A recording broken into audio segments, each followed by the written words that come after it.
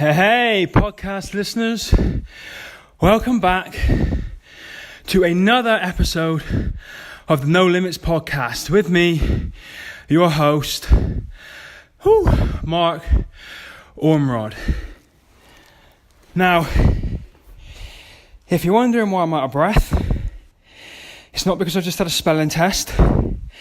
It's because I've literally fallen off my Concept 2 rowing machine after a bit of a morning workout at home here in the man cave, aka the amputee torture chamber. And while I was in between sets on the bike doing my HIIT training, I like to spend a lot of time in here thinking while I'm training, obviously focusing on working hard and pushing myself past the previous workout, but also in the slight lulls in the battle, thinking a little bit, running some ideas, some concepts through my head.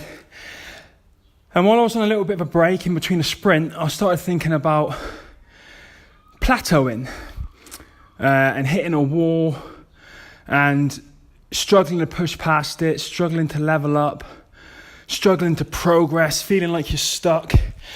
And I thought to myself, this stuff doesn't just relate to physical activities. So like right now, if you've been following my social media, you know that I'm training for the Invictus Games. So I've been rowing, I've been swimming, I've been doing shot put and discus. I'm still on the hand bike for my cardio, get some good HIIT training on there. But I've got to a point right now where I'm quite frustrated and I feel like I've plateaued. So let me just very quickly break down for you how the training's gone for me so far. So if you followed me last year, you know that I did rowing, swimming and hand cycling. So rowing, I kind of learnt last year, so I'm okay with that. I know what it's all about. I know how hard that is. I've learned about the strategies, the techniques. So while I'm here at home, I can progress on that. But the problem I've found right now is I feel like I'm sticking to everything that I should be, technique-wise, strategy-wise, but I just can't seem to break through my personal best at the minute and try and hit my target. What I'm aiming for is 1,000 meters in 4 minutes, which is quite hardcore when you've only got one hand and a prosthetic with a mechanical elbow. But I feel like I've plateaued and I've hit a wall, and it's really, really frustrating. It doesn't seem to matter what I do right now. I just can't seem to push past it. So that's frustrating for me. But the good thing is, and what I know about these plateaus and these walls that we hit, is that if you persist, that they're only temporary. And like I said just now, it's not just with physical things, it's with mental things as well. In life, holistically and generally, when we feel stuck and frustrated and we hit a wall, it's okay to slow down, and it's okay to take a break, and it is okay to rest. But the really important thing is that you don't stop and you don't quit, and you accept that it is what it is. And when you hit a wall and you plateau, that's just right before the minute that you're going to make a breakthrough and that you're going to push through it and progress and hit the next level. So with the rowing, as frustrating as it is, and it is really frustrating, I know that if I continue, and I'm consistent with it, and I make those tiny little tweaks, maybe I need to change my diet up a little bit. What I'm doing before a workout, the way I'm resting, what I have, to eat or to drink in the evening to help me recover while I'm sleeping. Maybe those need a bit of a tweak. I don't know. I'll play with all of that. But as frustrating as it's been for the last week or so, I know that if I just keep persisting and I keep pushing forward and I keep a sense of humor and a smile on my face and just keep pushing myself, that there's going to be a point where I break through that and go to that next level. So, that's just a little bit of, not advice, but just my experience in life. I'm relating it to being physical on a rowing machine, training for a physical event, but it just, in my opinion and my experience, relates to a lot of things in life. Now, the swimming's frustrating me because right now I just don't seem to have the time to get to the pool. If you watch my last YouTube video where I gave a quick tour of the man cave, you'll know that I've got my Concept 2 rower in here. I've got my fixed seat. I've got my hand bike, my turbo trainer. I've got my jiu-jitsu little matted rolling area where I can fit in training You know, if I've got a busy day ahead, I've got some discs, some kettlebells, some plates, some stretching equipment. You know, I've got a lot of the stuff that I need here at home to train, so I can get up at 5:15, like I did this morning. What time is it? It's just after 6 now. And I come down here and I thrash myself, but I don't have a swimming pool at my house. I'm not quite that wealthy. So I don't have a pool at my house. So for me, it's a bit of a pain, you know, when you bear in mind that I travel a lot. You know, I was on the road all of last week. I think I went from Plymouth to Wolverhampton, Wolverhampton to Hemel Hempstead, Hemel Hempstead to London, London back to Plymouth, Plymouth back to Exmouth, and then Exmouth back to Plymouth again. This week I've flown up to Glasgow to speak at a charity event over the weekend, so that's, you know, a lot of this week written off. I've got a full-time job, to bear in mind, that I work with the Royal Marines charity, so I've got that going on all day. I've got 3 children, a wife, school runs, to-do lists, all that stuff to go on, so I find it difficult to get to a pool. And, you know, whereas before, and this sounds like I'm making fucking excuses, and I promise you I'm not, I'm just stating facts, but beforehand, you know, with legs and an arm, it's pretty simple. You know, if I had a spare hour and a half in my day, I can nip to the pool, you know, throw my Speedos on, dive in, hit an hour, 5 minutes, you know, I'm out, showered, dressed, I'm in the car again. But now it's a little bit more difficult when you've got to get there, you know, find somewhere to put your legs so they're secure, bum walk to the swimming pool, get yourself sorted, train, bum walk out, shower, put your legs back on, put your arm back on. You know, it's a whole other ballgame. It takes a lot more time. So it's a lot more difficult for me to find the time right now to get in the swimming pool, which is playing on my mind a lot, because I know I need to be in there, hitting those lengths, because I've got a 50 metre and 100 metre freestyle to train for, and only a couple of camps between now and October. So that, as well as the frustration of the rowing right now, you know, the, I guess, anxiety of not being able to get to the pool is playing on my mind a little bit. And then to add to that, you know, I've got this whole shot put and discus thing to deal with. I've been to one training camp. There aren't that many training camps between now and October. I think what we're in now, end of June, July, there's maybe 3 camps if I'm lucky, which is not a lot of time for me to learn, considering I've never thrown a shot put and discus before. It's not a lot of time for me to learn this sport and how to do this. So what I've done is I've ordered a shot put and a discus, 1.25 kilogram shot put. I think what we throw is a 1 kilogram, and a 1.25 kilogram discus, and what we throw is a 1 kilogram discus, and a 5 kilogram shot put, and we throw a 4. And what I've been doing is, and there's no accurate way of me measuring my progress here, it's literally just trying to build up some muscle memory for what I need to throw these things. But I've been on my knees in my garden on the path, because I haven't got my seat made for me yet.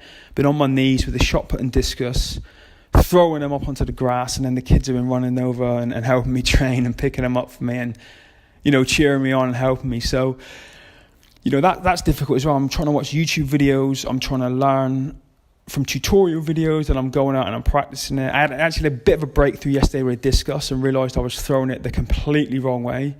I was rolling it off of my little finger, when I didn't realise you had to roll it off of your your index finger, which was great. This is a breakthrough I was talking about. I was getting frustrated. I was throwing it. It was flopping around in the air. I was really going hard as I could, and it wasn't going very far, and it was winging off in all different directions. And then I saw this video, and it explained the proper technique for me, and I seemed to put half the effort in and throw it further.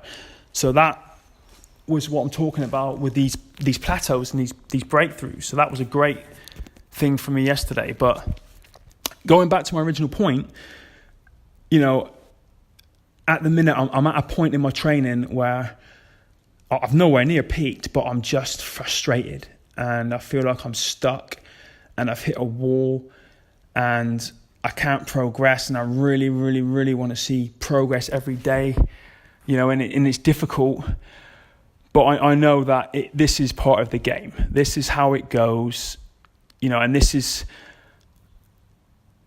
you know, this is what separates, and I hate to use this terminology, but this is the only way I can think of describing it. This is what separates the winners from the losers. You know, this is the point where you've got to get a grip of yourself, you know, take 5 minutes out, you know, close your eyes, relax and think and say, you know, this is the point where I need to keep pushing. You know, this is the point where 99% of people will quit. They'll get pissed off and angry and go, fuck this. I can't be bothered with this. This is too hard.